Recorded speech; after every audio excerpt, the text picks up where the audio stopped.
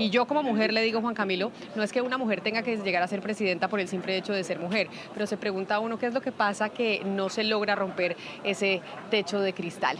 Y pues Margarita, usted tiene más detalles precisamente de cómo votaron los norteamericanos, por qué las mujeres no logró convencerlas Kamala Harris en esta oportunidad y por qué el mensaje de Donald Trump caló más y en qué poblaciones.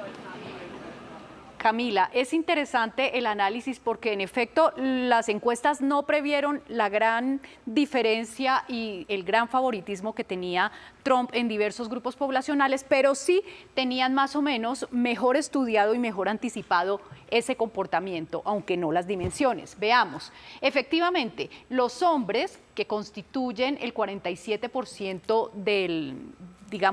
del patrón electoral frente a las mujeres, que son el 53%, votaron por Trump mayoritariamente, un 8% más por Trump.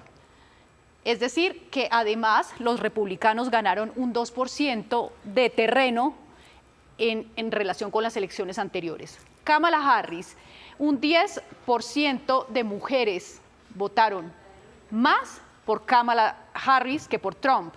Pero esto implica, no es un buen dato, esto implica que hubo un retroceso, es 5% menos del respaldo que obtuvo Joe Biden entre las mujeres en el 2020, es decir, perdieron terreno. ¿Quiénes votaron por Trump en cuanto a la edad? Los jóvenes de 18 a 29 votaron en su mayoría por Kamala Harris 13% más, pero perdió terreno, 11% menos que hace 4 años.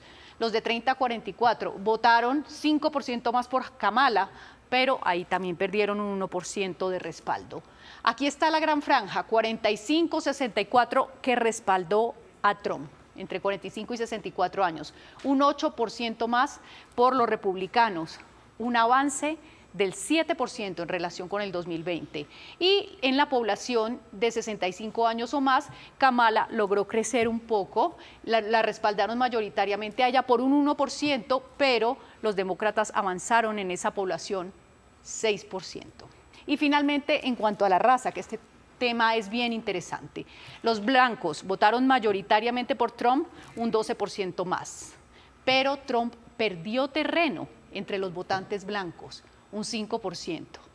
Los negros votaron un 74% más por Kamala Harris, pero esto es interesante, ella perdió un 1% de terreno en la población negra. Esto era un poco lo que se había medido, que se había dicho que algunos, sobre todo hombres de raza negra, estaban optando por votar por Trump. Finalmente fue un 1%.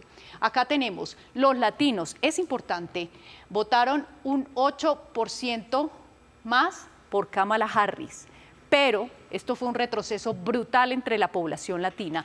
Los demócratas perdieron 25% del respaldo en relación con el 2020. Y finalmente los asiáticos votaron un 18% más por Kamala, pero también implicó un retroceso, es decir, a los demócratas les fue muy mal, fue una pérdida de terreno no solo en el Congreso, también, y lo más importante, entre la población.